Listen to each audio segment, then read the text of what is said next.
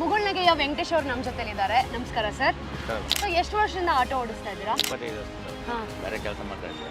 ಆ ಕೆಲಸ ಬಿಟ್ಬಿಟ್ಟು ಆಟೋ ತಗೊಂಡು ನಮ್ಮ ತಾಯಿಯವರು ಹೇಳಿದ್ರು ಆಟೋ ಓಡಿಸ್ತಾರೆ. ಮತ್ತೆ ಹೇಗೆ ಅನ್ಸುತ್ತೆ ನಿಮಗೆ ಆಟೋ ಓಡಿಸ್ಬೇಕಾದ್ರೆ? ಮತ್ತೆ ಹೇಗೆ ಅದರಿಂದ ಅರ್ನಿಂಗ್ಸ್ ನೀವು ಹೆಂಗೆ ಫ್ಯಾಮಿಲಿ ಏನಿಲ್ಲ ಮೇಡಮ್, ಕಷ್ಟಪಟ್ಟು ದುಡಿಬೇಕು.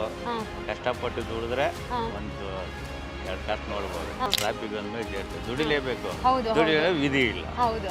ಆಟೋದಲ್ಲಿ ಕಷ್ಟಪಟ್ಟು ದುಡಿಬೇಕು. ದಿನಕ್ಕೆ ನೀವು ಎಷ್ಟು ಮೇಡಮ್ ಒಂದೇ ಸಮ ಬಿಸ್ನೆಸ್ ಆಗಲ್ಲ. ನಿಮ್ಗೆ ಯಾವತ್ತೂ 1 ರೂಪಾಯಿನೂ ಆಗಿರಲ್ಲ ಅಂತ ದೇವರು ಇವತ್ತು ಕೊಟ್ಟಿಲ್ಲ ಅಂದ್ರೂ ಮನೆಗೆ ಹೋಗೋದು ಅಷ್ಟೇ ಮೇಡಮ್. ಏನಿಲ್ಲ, ನಾಳೆ ಆಗುತ್ತೆ, ಇವತ್ತಾಗಲಿಲ್ಲ ನಾಳೆ ಆಗುತ್ತೆ ಅಷ್ಟೇ.